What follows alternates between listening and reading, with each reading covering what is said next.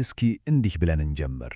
የዓለማችን ታላላቅ የሚባሉ ኢኮኖሚዎች የኃይል አቅርቦታቸው ማለትም የህልውናቸው የደም ስር በአንድ ስስ ክር ላይ ነው የተንጠለጠለው ብንባባልስ? ያ ክር ደግሞ የባህር ላይ የንግድ መስመር ነው። ዛሬ በዚህ ትንታኔ የዓለም ሀገራት ለኃይል አቅርቦታቸው በውቅያኖስ መስመሮች ላይ ምን ያህል እንደተንጠለጠሉና ይሄ ነገር በተለይ በቀውስ ጊዜ ምን ያህል አደገኛ ሊሆን እንደሚችል በጥልቀት እንመለከታለን። እንግዲህ ወሳኙ ጥያቄ ይሄ ነው። የዛሬው ትንታኔያችን ዋና ማጠንጠኛም ይሄው ነው።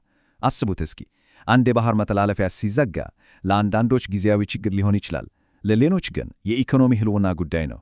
እስኪ የኞቹ ሀገራት እንደሆኑ ዝርዝሩን የምንጀምረው በእነዚህ ሀገራት ነው። ምክንያቱም እነዚህ ሀገራት በቀይ መስመር ላይ ነው የሚገኙት። ለእነዚህ ሀገራት የባህር ላይ እገዳ ማለት የኃይል አቅርቦት መቆራረጥ ብቻ አይደለም፣ ከዛ የከፋ ነው።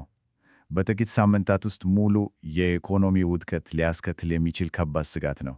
እስኪ ለምን ያን ያህል ተጋላጭ እንደሆኑ እንመርምር።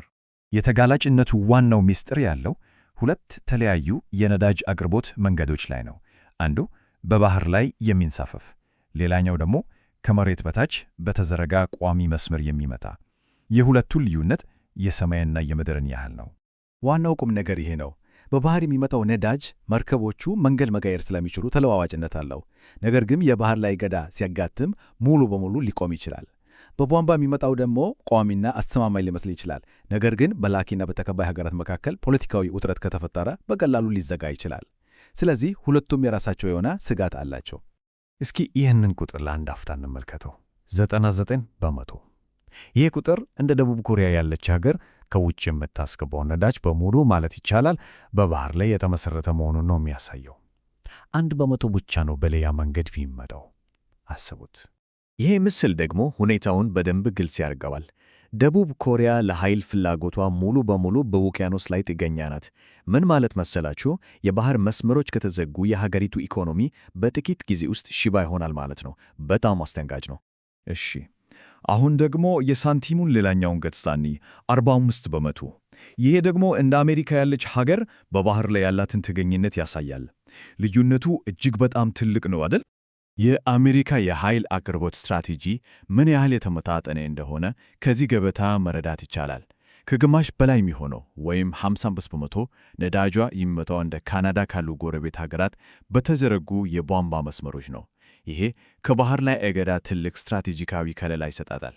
እሺ፣ ከመረጃው የምናገኘው የመጀመሪያው ወሳኝ ምልከታ የደሴት ወጥመድ ብለን የምንጠራው ነው። ይሄ የሚያመላክተው በጂኦግራፊያዊ ፒተታቸው ምክንያት ከባህር ውጪ ሌላ አማራጭ የሌላቸውን ሀገራት ነው። አዎ፣ እዚህ ዝርዝር ላይ የምናያቸው ሀገራት በዚህ ወጥመድ ውስጥ ናቸው። ሲንጋፖር 100%፣ ጃፓንና ፊሊፒንስ 98% በባህር ላይ ጥገኛ ናቸው። ለእነዚህ ሀገራት የቧንቧ መስመር የሚባል ነገር የለም። ስለዚህ እንደ ማላካ የባህር ወሽመጥ ያሉ ቁልፍ መተላለፊያዎች መዘጋት ማለት ለነሱ የኢኮኖሚ ሰቆቃ ማለት ነው። አሁን ደግሞ ወደ ተቃራኒው ሁኔታ እንሂድ። ይኸውም ሰፊ የቧንቧ መስመር መሠረተ ልማት አላቸውና ይኸውም እንደ ስትራቴጂካዊ ጋሻ የሚያገለግላቸውን ሀገራት እንመልከት። ይህ ገበታ እንደሚያሳየው ሰፊ የድንበር ተሻጋሪ የቧንቧ መስመሮች አላቸው አገራት ትልቅ የመከላከል አቅም አላቸው። በአሜሪካና ካናዳ እንዲሁም በቻይናና ሩሲያ መካከል የተዘረጉት መስመሮች በደሴት ወጥመድ ውስጥ ላሉ ሀገራት ሕልም ናቸው ማለት ይቻላል። አሁን ደግሞ የፖላንድን ልዩ ታሪክ እንመልከት። ጂኦፖለቲካዊ ውሳኔዎች የአንድን ሀገር የኃይል ተጋላጭነት እንዴት በአስደናቂ ሁኔታ ሊቀይር እንደሚችሉ የፖላንድ ሁኔታ ቁልጭ አድርጎ ያሳየናል።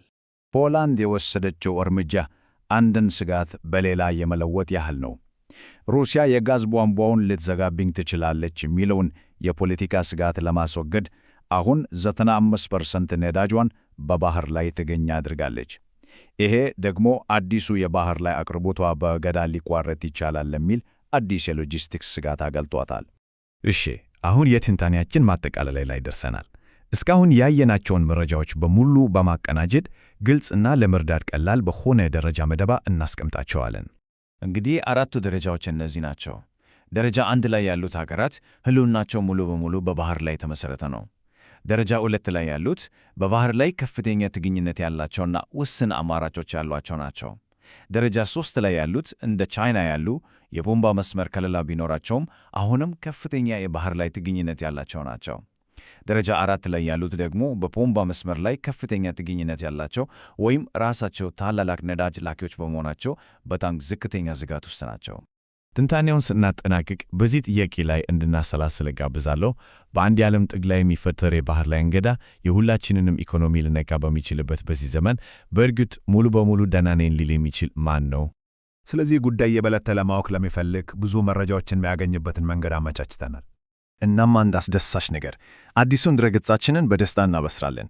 www.samael.inc ላይ የዛሬውን ትንታኔ ሙሉ መረጃ፣ ጥልቅ ጥናታዊ ሰነዶች እንዲሁም ለራሳችሁ ጥናትና ፕሮጀክት በቀላሉ ሊጠቀሙባቸው የሚችሏቸውን የመረጃ ስብስቦች ታገኛላችሁ።